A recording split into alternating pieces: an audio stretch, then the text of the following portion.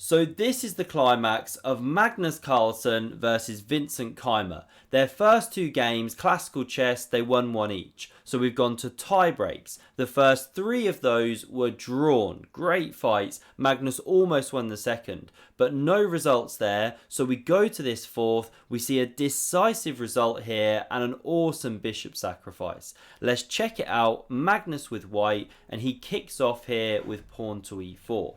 Now we go down a Roy Lopez here with bishop to b5, and we follow a similar line to what we saw in one of their earlier games. Now after this move of d3 instead of castles, which you very often see, Vincent now goes for bishop to c5, just how he played before, delaying with b5 here. We see c3, no bishop g5 stuff in this game from Magnus, so he plays very classically. We get pawn b5, bishop b3, d6, castles, h6, rook to e1, castles, and now knight beats d2. So Magnus going on this classic manoeuvring journey, and Vincent for his part going for classic plans. So bishop b6, just nudging back, anticipating d4 and clearing the c file, preparing c5.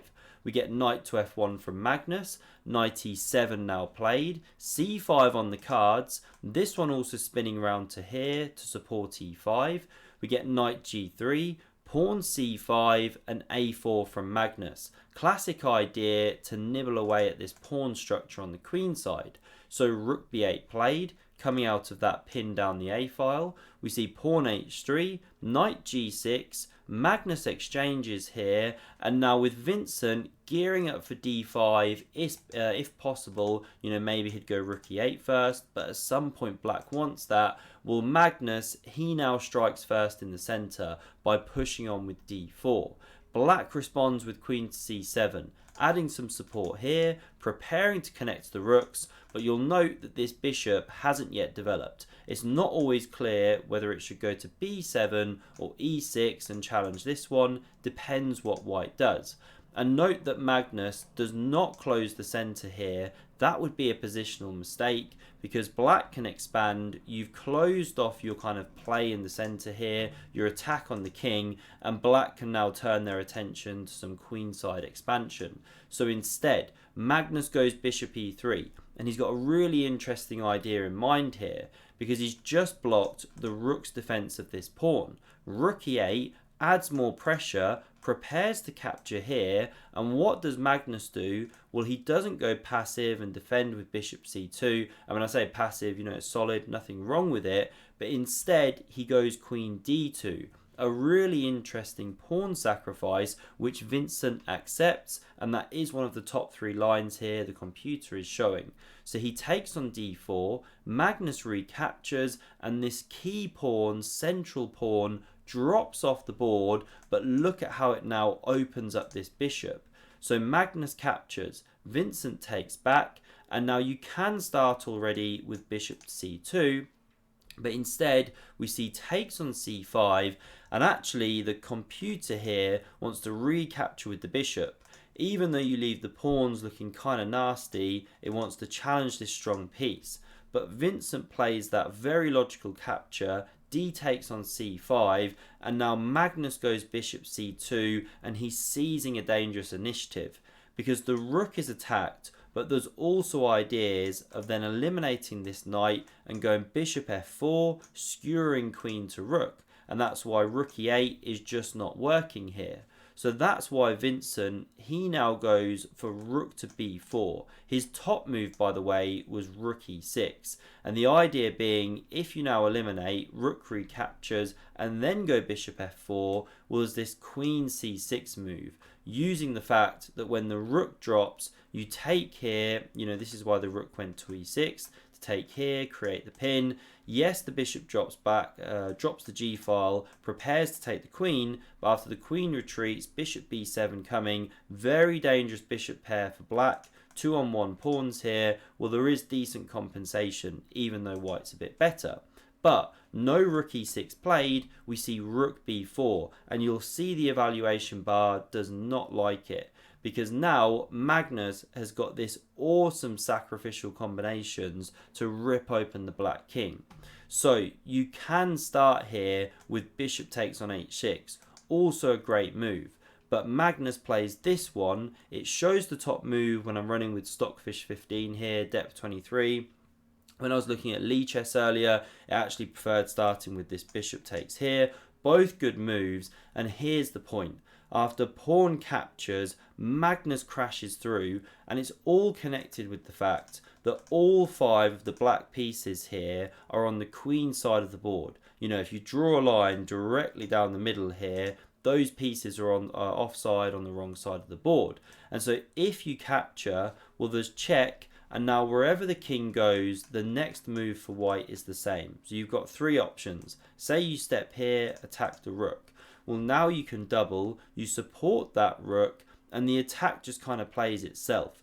Bishop b7 is the top move, challenging this rook, and you just invade with the queen. You leave an entire rook to drop, because now another piece joins the party and you're winning back your material by force. Yes, you're still a minor piece down, but the king is so exposed. So I'm just going to show you one sample line, you know, I was clicking around on. The king gets hunted really nastily. You drive it around the board. You know, there are many options, many moves. Some lead to mate. This particular line just leads to huge material loss. This is one sample line, you know, and it's just completely game over. So this is why the attack is so huge. The bishop is immune, and Vincent carries on with bishop to f5. The material is level. We see bishop g5 played, threatening rook e7 invading. So queen d7 challenges the queen. The computer wants to exchange, top move, but I like how Magnus plays. Queen c3, keeping them on the board. The black king is more exposed, and he wants to win this game. So we get rook e4, challenging this key file. Now Magnus hops with the knight. Not the most precise move. You could have gone queen d5 here as black. Computer says that's best. But queen e6 played. Magnus now takes, bishop recaptures, and he brings his second rook over to this key e file. Bishop b7 back. So Vincent wants to stay on this long diagonal, you know, look for queen d5 stuff. And so Magnus, he starts to play against it with knight to f3. Opens up his rook. The queen moves away, offers an exchange. Magnus refuses to take here.